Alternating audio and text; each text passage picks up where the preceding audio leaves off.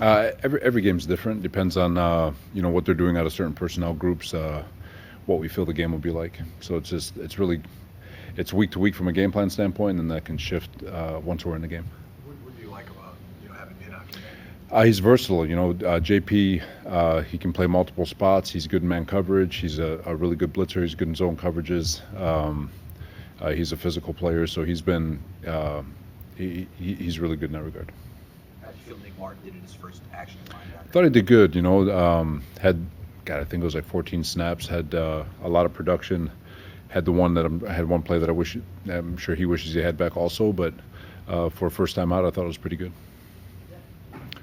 His only week practicing at strong side linebacker. No, he's been doing it. Playing Sam. Once you get out of training camp, you're playing everything. So he does everything except for the mic. How hard is it to switch mics mid-game, and how do you feel Curtis Robinson did? I thought he did a really nice job. Curtis got reps throughout the week, but it is, it's like a quarterback in the league. Your second string quarterback's not getting a lot of reps. It goes to the Mike linebacker or to the starter, and then you got to go into the game, and it just, as much as you prepare yourself mentally, the speed of it kind of goes faster. You're making the calls, you're making the checks, and then you got to worry about the ball getting snapped. So I thought for the circumstances, especially with how he went down and he was dealing with some aches and pains, I thought he did a really nice job. The film session like on Monday, 3 takeaways obviously dwarf everything else, but there was the completions and the yardage, which nobody really likes to see, but it's not nearly as important as getting the turnover. Yeah, I thought for 2.5 quarters, it was 35-10 with about 12 minutes to go in the game, and I know their last 3 drives accounted for a little over 200 yards and 2 touchdowns. So we called a game that was necessary to win the football game. We're, not to make excuses for our guys, but we're down to 3 DNs, we're down linebackers, we're down people. So it was keep the ball in front, get the clock to 0 as fast as we could. Robert, 2 weeks ago, you guys blitzed Stafford and the Rams like 55%. It was like the most in a decade. And then this last week, you only blitzed like 12%. Was that because you didn't like the way you guys played the week before, or why the two distinctive plans? It's all part of feel. Sure, we called man or man pressure 4-6 times in the game, and last week, and we gave up 4 explosives. So it's and then you get later in the game, and like I said, for a quarter and a half, we were sitting back and just trying to get the clock to 0 as quickly as we could, with the score being what it was. But every game will be independent. We've had games where we blitzed and had a lot of success. We've had games where we blitzed and had no success, and vice versa. So it's like I said, we have a plan, and then it's our job to figure out how to pivot once we're inside the game. I think what you've seen from Bryce Young so far, obviously he's coming off the best game he's ever had, but just overall, just to look at him, you don't look at him as being maybe a prototype number 1 at 5'10" and and size and everything. But it seemed like everybody was pretty convinced he was worth the number 1, and he's looking like it now. What do you see? Yeah, I see a young man who's developed and has grown year over year. I think Canales and his staff have done an outstanding job developing him. I think the organization has done a great job building the roster the right way. And you look at a guy like Bryce, they do a great job putting him in position to be successful. But for him, he's also a really, really good processor. What's underrated about him, I do think he's as tough as nails. He takes some shots in that standing back there sometimes, but he'll stand in there. He delivers strikes, and he's definitely an ascending quarterback. What are your realistic expectations for your pass rush, given the players you've lost along the way?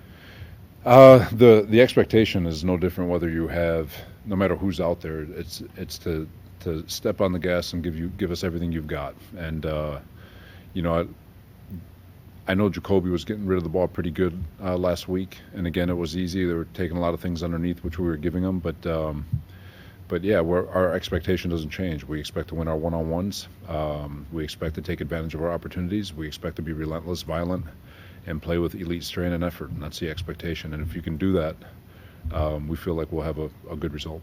Robert, this team has good tight ends as well. 3 of them, and they use them differently. What do you see from their usage of tight ends? What do you think of those 3 players? Good players. And they do a really nice job of mixing up their personnels. Obviously they're mostly 11 personnel, but they will get multiple. They'll throw 13 personnel out there. They'll work some 12 personnel. But it's a good trio of tight ends, you know. And I know the rookie is getting a lot of attention, but they've got some weapons. The back is really good, you know. So it's overall it's a really young group and a group that's ascending. But you know we've got to be prepared for anything that they throw at us with regard to those three tight ends and the different personnel groupings that they can give us.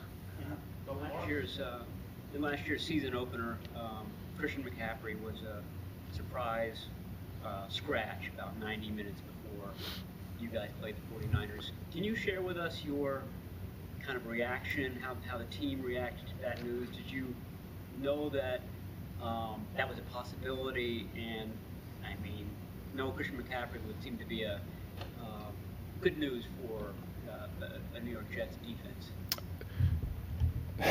Looking back at it, I kind of wish he played because Kyle would have thrown the ball more. But instead he pounded it for 41 times, I think it was. You know, we kind of had an idea. We were prepared either way. You know, we had our game plan, and you know, we were able to. And I thought our staff, Jeff Albrecht and the staff, we did a really nice job pivoting. You know, credit to Kyle. He stuck with the run game. He ran the heck out of it, and I thought they did a really nice job getting into third manageables. And credit to J.P. Mason. I mean, he's if people didn't know who he was, I would like to think that game kind of woke people up. He's a hell of a back, and he played a heck of a game. But you know, whenever a star player like Christian is ruled out, yeah, it changes only because of what he's capable of, both in the run game and pass game. Different if it's just the back who's first and second down. He might be a hell of a back, but it really doesn't change how the coordinator is going to call the game. Where Christian clearly changed the way Kyle was going to call the game. But you know, so there's sometimes you almost wish that they do play, so you have your game plan and you can go attack it and you know exactly what you're going to get. But whenever you lose a star, like San Francisco did, then the variables become more. When you were in Seattle, did you maybe you guys were too young to even think this, but did you look at Canales and say, I can be a head coach, or were you just trying to make your way at that point?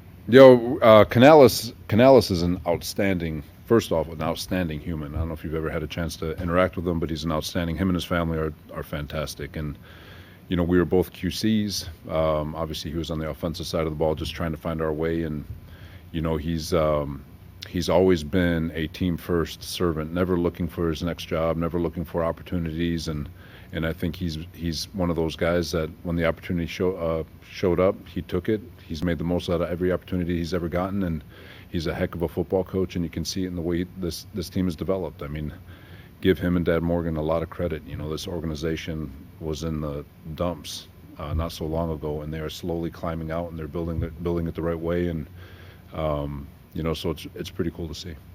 Last one, the stout forced fumble at the one. You had Alfred and Collins do that at the one. Bosa had the strip sack inside the 10 in the season opener. What does that tell you about your guys' ability to defend down there on the goal line and go for the ball? You know, there's an old saying: it's a blade of grass. Just give us a blade of grass, and we'll do our best to defend it. And you know, I think our guys. They represent what this organization preaches. It's elite strain all the way through the whistle. And, you know, Alfred's play was unbelievable. Bosa's was unbelievable. Even Upton's at the very last second, his technique through the down wasn't perfect, but he fought all the way through. And it's what we talk about when we talk about the makeup of the people in that locker room, and the way Kyle and John go through the process to select these young men and who gets to wear a San Francisco 49ers helmet.